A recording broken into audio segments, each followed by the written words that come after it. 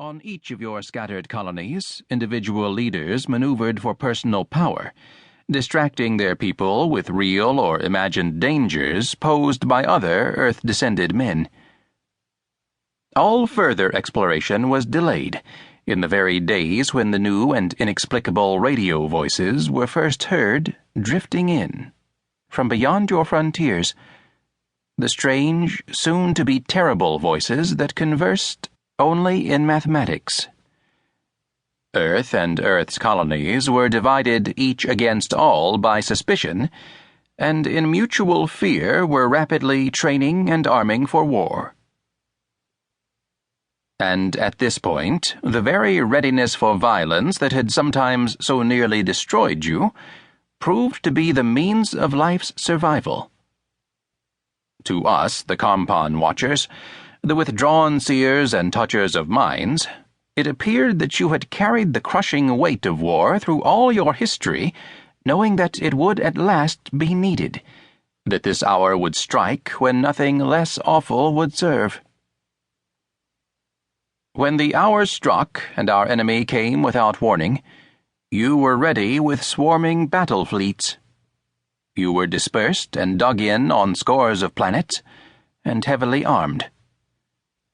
Because you were, some of you and some of us are now alive. Not all our Karmpan psychology, our logic and vision and subtlety, would have availed us anything. The skills of peace and tolerance were useless, for our enemy was not alive. What is thought that mechanism seems to bring it forth? Without a thought. The machine was a vast fortress, containing no life, set by its long-dead masters to destroy anything that lived. It, and many others like it, were the inheritance of Earth from some war fought between unknown interstellar empires, in some time that could hardly be connected with any earthly calendar. One such machine could hang over a planet colonized by men, and in 2 days pound the surface into a lifeless cloud of dust and steam, 100 miles deep. This particular machine had already done just that. It used no predictable tactics in its dedicated, unconscious war against life. The ancient, unknown gamesman had built it as a random factor, to be loosed in the enemy's territory to do what damage it might.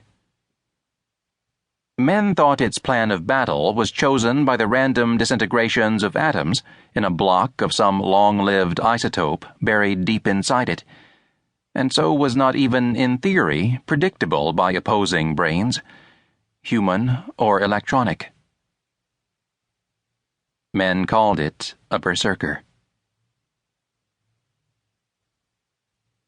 Del Murray, sometime computer specialist, had called it other names than that. But right now he was too busy to waste breath, as he moved in staggering lunges around the little cabin of his one-man fighter, plugging in replacement units for equipment damaged by the last near miss of a Berserker missile. An animal resembling a large dog with an ape's forelegs moved around the cabin too, carrying in its nearly human hands a supply of emergency sealing patches. The cabin air was full of haze. Wherever movement of the haze showed a leak to an unpressurized part of the hull, the dog-ape moved to apply a patch. "Hello, Foxglove!" the man shouted, hoping that his radio was again in working order. "Hello, Murray, this is Foxglove," said a sudden loud voice in the cabin. "How far did you get?" Del was too weary to show much relief that his communications were open again. "I'll let you know in a minute. At least it stopped shooting at me for a while. Move, Newton." The alien animal, pet and ally, called an ion, moved away from the man's feet and kept single-mindedly looking for leaks. After another minute's